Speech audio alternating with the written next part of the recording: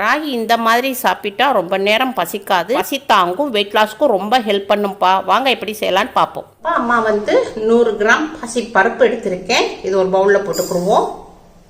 இதை நல்லா தண்ணி ஊற்றி நல்லா வாஷ் பண்ணிவிட்டு ஒரு 4 மணி நேரத்துக்கு ஊற வச்சுக்கிடுவோம். 4 மணி நேரம் பாசி பருப்பை ஊற வச்சுருந்தேன். நல்லா ஊறிடுச்சு. இப்போ இதை மிக்சி ஜாரில் மாற்றிக்கிடுவோம். பருப்பை அடிக்கிறதுக்கு ஒரு 2 ஸ்பூன் தண்ணி ஊற்றிக்கிடுவோம். இப்போ மிக்சியில் அடிச்சுக்கிடுவோம்ப்பா.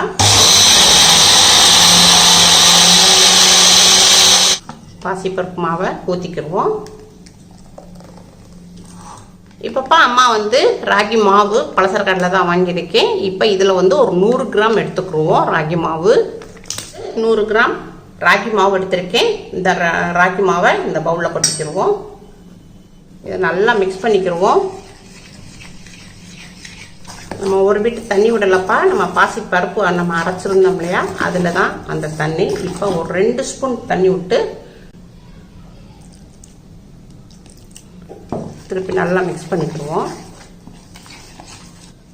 நல்லா மிக்ஸ் பண்ணியாச்சு. இப்போ இது மூடி போட்டு ஒரு 3 மணி நேரத்துக்கு மாவை ரெஸ்ட்டில் வச்சுருவோம். இப்போப்பா அம்மா கேஸ் ஆன் பண்ணியிருக்கேன். ஒரு இரும்பு கடாய் வச்சுருக்கேன். இரும்பு கடாய் நல்லா கொஞ்சம் சூடாகட்டும். இரும்பு கடாய் நல்லா சூடாயிடுச்சு. இப்போ 1 ஸ்பூன் எண்ணெய் விட்டுக்குருவோம். ஒரு 1/4 டீஸ்பூனு சீரகம் போட்டுக்குருவோம். ஒரு மீடியமான வெங்காயம்ப்பா இது போட்டுக்குருவோம். பொடியாக நறுக்கியிருக்கேன். மீடியமான ஒரு மிளகாப்பா, பச்சை மிளகாய், இதையும் பொடியாக நறுக்கியிருக்கேன். இதில் போட்டுக்குருவோம். ஒரு 3 கத்து கருவேப்பிலை எடுத்துருக்கேன். பொடிசாக நறுக்கி போட்டுக்குருவோம். இஞ்சிப்பா ஒரு 1/2 இஞ்சி அளவுக்கு இதையும் பொடியாக நறுக்கியிருக்கேன். இதையும் போட்டுக்குருவோம். இதை எல்லாத்தையும் நல்லா வதக்கிக்குருவோம். ஒரு மீடியமான கேரட்டு துருவி வச்சுருக்கேன். இதை இதில் போட்டுக்குருவோம். லைட்டாக வதக்கி விட்டுக்குருவோம். கொஞ்சம் மஞ்சப்பொடி போட்டுக்குருவோம். கொஞ்சோண்டு பெருங்காயப்பொடி போட்டுக்குருவோம்.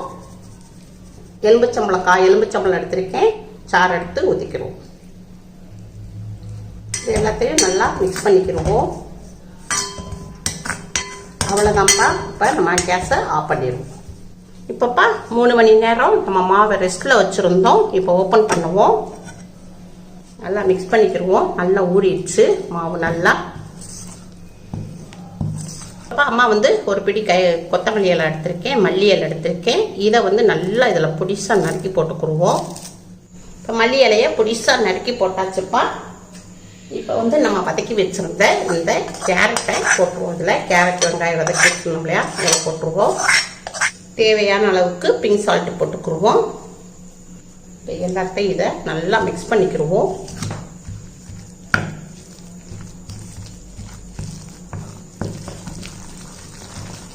இது கொஞ்சம் கெட்டியாக இருக்குப்பா. கொஞ்சம் நம்ம தண்ணி ஊற்றிக்கிடுவோம்.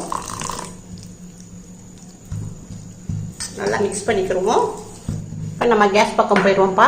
நான் கேஸ் ஆன் பண்ணியிருக்கேன். ஒரு தோசை தவா வச்சுருக்கேன். தோசை தவா கொஞ்சம் சூடாகட்டும். தோசை தவா சூடாயிருச்சு. எண்ணெய் துணியை வச்சு நல்லா தேய்ச்சிக்கிடுவோம். இப்போ நம்ம ரெடி பண்ணி வச்சுருந்த மாவை ஊற்றிக்கிடுவோம்.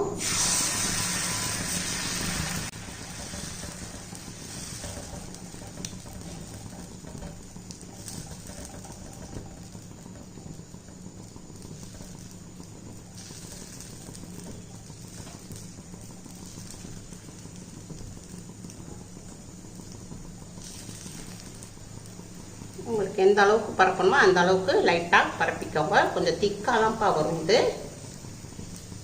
ஒரு 1/4 டீஸ்பூனு லைட்டாக எண்ணெய் விட்டுக்குருவோம். மேலே நல்லா வெந்துருச்சுப்பா. இப்போ நம்ம பெரட்டி போட்டுக்குருவோம்.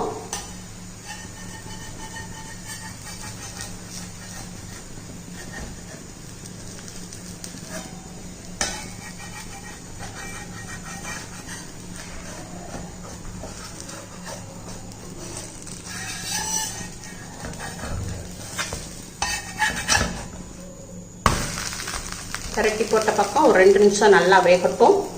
இப்போப்பா 2 நிமிஷம் ஆயிடுச்சு. நல்லா வெந்துருச்சு. இதை நம்ம பிளேட்டில் மாற்றிக்கலாம். அவ்வளோதான்ப்பா, டிஃப்ரெண்ட்டான ராகி தோசை ரெடி.